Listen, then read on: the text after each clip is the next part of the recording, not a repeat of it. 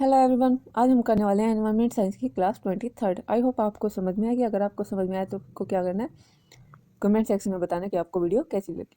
अब हम स्टार्ट करने वाले हैं हमारा आज का topic, particulate matter. Particulate matter क्या होते हैं कि ये वो छोटे सॉलिड और लिक्विड पार्टिकल्स होते हैं जो कि एयर में सस्पेंडेड होते हैं और इन्हें हम अपनी नेक्ड आई से नहीं देख सकते क्योंकि इनका साइज बहुत ज़्यादा स्मॉल होता है। फिर आता है कि जो ये पर्टिकुलेट मैटर हैं वो according to their physical, chemical और बायोलॉजिकल कैरेक्टरिस्टिक के क्लासीफाई होते हैं। यानी कि जो फिजिकल, केमिकल और बायोलॉजिकल कैरेक्टरिस्टिक्स होती हैं इनकी, उनके अकॉर्डिंग इन्हें क्लासीफाई किया जाता है। फिर आता है कि जो फिजिकल कैरेक्टरिस्टिक्स हैं उनमें क्या क्या होता है, साइज होता है, मोड ऑफ फॉर्मेशन होती है, सेटलिंग प्रॉपर्टीज होती हैं और ऑप्टिकल क्वालिटीज होती हैं। फिर आता है केमिकल कैरेक्टरिस्टिक्स। केमिकल कैरेक्टरिस्टिक्स में क्या होता है कि जो ये पर्टिकुलेट मैटर है इनका ऑर्गेनिक और इनऑर्गेनिक कंपोजिशन वो क्या है।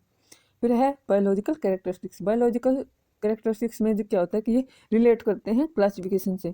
जैसे इनकी क्लासिफिकेशन कैसे हो सकती है, बैक्टीरिया है, वायरस है, स्पोर्स हैं, पोलन और एक्सेट्रा, मतलब कि इसके अलावा और भी बहुत सारे पार्टिकल्स होते हैं। फिर है वाई पार्टिकल साइज मैटर। जो पार्टिकल का साइज है वो क्यों मैटर करता है। उससे पहले हम पढ़ते हैं कि जो एरोडायनामिक्स प्रॉपर्टीज हैं पार्टिकल की वो डिटरमाइन करती हैं एयर कहाँ तक ट्रांसपोर्ट, मतलब कि जो ये पार्टिकल्स हैं वो एयर में कहाँ तक ट्रांसपोर्ट हो सकते हैं और इन्हें कैसे रिमूव किया जा सकता है। और जो ये प्रॉपर्टीज़ हैं वो ये भी बताते हैं कि जो रेस्पिरेटरी सिस्टम है उसके एयर पैसेज में ये कितनी दूर तक जा सकते हैं।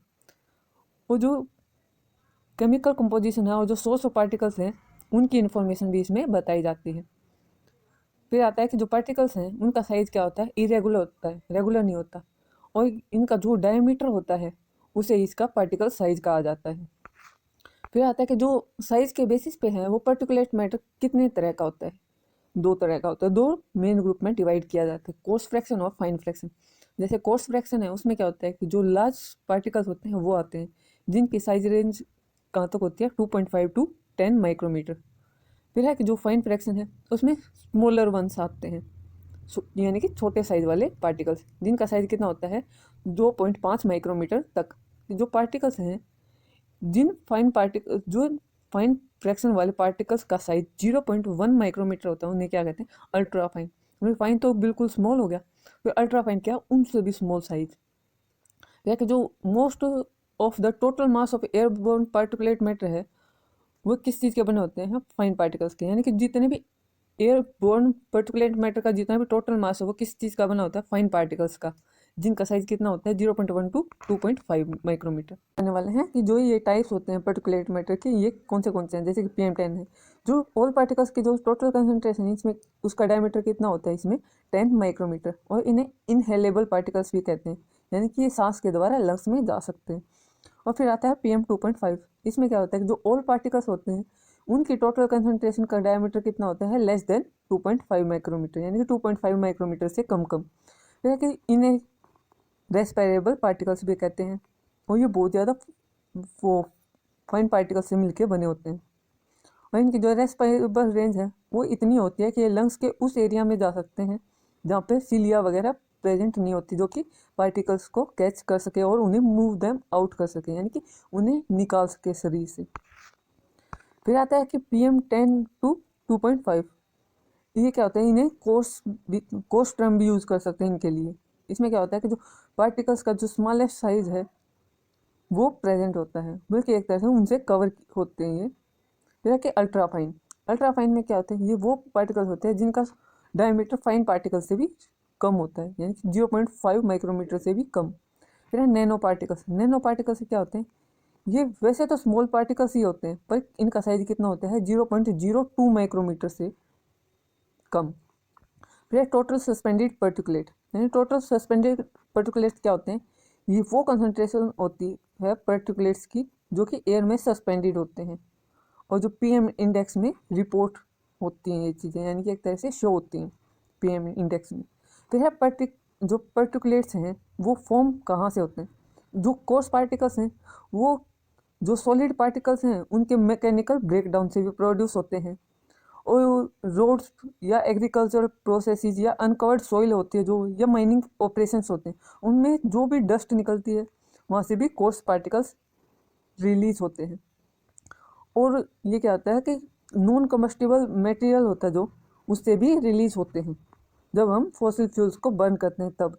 फिर कि जो पोलन ग्रेन्स हैं या मोल्ड स्पोर्स हैं या प्लांट और इंसेक्ट के जो पार्ट हैं वो भी कोर्स फ्रैक्शन में पार्टिसिपेट करते हैं, यानी कि एक तरह से कंट्रीब्यूट करते हैं।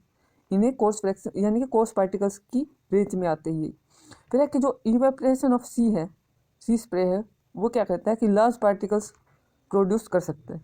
ये पहले ही बताया था कि जो पार्टिकलेट्स हैं सॉलिड और लिक्विड के टीनी पार्टिकल्स होते हैं, टाइनी पार्टिकल्स। तो यानी कि इवेपोरेशन जो सी से होता है उसमें भी ये पार्टिकल्स प्रोड्यूस होते हैं।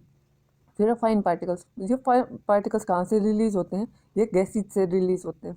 और जो अल्ट्रा फाइन पार्टिकुलेट्स हैं वो कहाँ से रिलीज होते हैं, न्यूक्लिएशन से।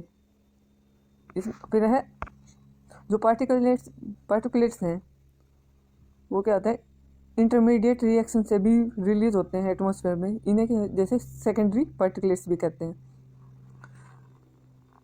फिर है जो कंबस्टन ऑफ फॉसिल फ्यूल्स है, यानी कि जैसे कोल है, ऑयल है, पेट्रोल है, उनका जो कंबस्टन होता है उस टाइम पे भी ये पार्टिकुलेट्स रिलीज होते हैं। किस किस कंडीशन पे, जैसे कि जो कोर्स पार्टिकल्स हैं वो रिलीज होते हैं नॉन कम्बस्टिबल मटेरियल्स से, जैसे कि फ्लाई ऐश है उसकी फॉर्म में। फिर जो फाइन पार्टिकल्स हैं वो कहाँ से रिलीज होते हैं, जब कंबस्टन होती है उस वक्त जो कंडेंसेशन होती है मटेरियल की, जो वेपोराइज मटेरियल है उसकी जो कंडेंसेशन होती है तब वहाँ से। फिर सेकेंडरी पार्टिकल्स, ये कहाँ से रिलीज होते हैं, जो एटमॉस्फेयर में रिएक्शन होती है सल्फर ऑक्साइड की और नाइट्रोजन ऑक्साइड्स की, उस वक्त क्या होते हैं, गैसेज के रूप में निकलते हैं शुरुआत में। फिर है मोड ऑफ फॉर्मेशन, जो पार्टिकुलेट्स हैं वो रिलीज होते हैं डस्ट की फॉर्म में, स्मोक की फॉर्म में, फ्यूम्स की, फ्लाई ऐश की, मिस्ट की या स्प्रे की फॉर्म में। इन्हें कहते हैं जो 4 हैं वो क्या होते हैं, सॉलिड पार्टिकल्स होते हैं, और लास्ट क्या है, लिक्विड पार्टिकल्स। इनका जो मोड ऑफ फॉर्मेशन है वो क्या है, एक तो जैसे कि डस्ट की फॉर्म में। जो स्मॉल सॉलिड पार्टिकल्स हैं ये किस चीज़ से बने होते हैं, लार्जर मासेस के ब्रेकअप से, यानी जब लार्ज कोई मास है वो ब्रेक डाउन होता है उस वक्त क्या होता है, डस्ट के फॉर्म में ये पार्टिकल्स निकलते हैं। और ये प्रोसेसेस क्या हो सकते हैं, क्रशिंग हो सकती है, ग्राइंडिंग हो सकती है या ब्लास्टिंग हो सकती है। फिर आता है सेकंड स्मोक। स्मोक का कैसे रिलीज होता है, जो फाइन सॉलिड पार्टिकल्स हैं वो निकलते हैं, जो ऑर्गेनिक पार्टिकल्स हैं उनके इनकम्प्लीट कंबस्टन से। और जो ऑर्गेनिक पार्टिकल्स हैं वो क्या क्या हो सकते हैं, कोल, वुड है, जैसे टोबैको है, फिर जो कार्बन या अदर कंबस्टिबल जो मटेरियल होते हैं वहाँ से। फिर है फ्यूम्स। फ्यूम्स क्या होते हैं, ये फाइन सॉलिड पार्टिकल्स होते हैं जो कि बनते हैं कहाँ से, सॉलिड मटेरियल के जो वेपर्स होते हैं उनके कंडेंसेशन से। फिर है फ्लाई ऐश। फ्लाई ऐश क्या होते हैं, ये बनते हैं नॉन कम्बस्टिबल पार्टिकल्स से, जिनमें क्या होता है जो फ्लू गैस है प्रेजेंट हो। फिर है मिस्ट। मिस्ट क्या होते हैं, ये बनते हैं लिक्विड पार्टिकल्स और ड्रॉपलेट से, और ये फॉर्म होते हैं कहाँ से, जब वेपर की कंडेंसेशन होती है उससे। इसमें क्या होता है, जैसे कोई भी केमिकल रिएक्शन होती है उसको क्या होता है, जो लिक्विड का डिस्पर्सन होता है या वेपर की कंडेंसेशन होती है तब क्या फॉर्म होते हैं, लिक्विड पार्टिकल्स और ड्रॉपलेट्स, जो कि क्या बनाते हैं, मिस्ट। फिर है स्प्रे।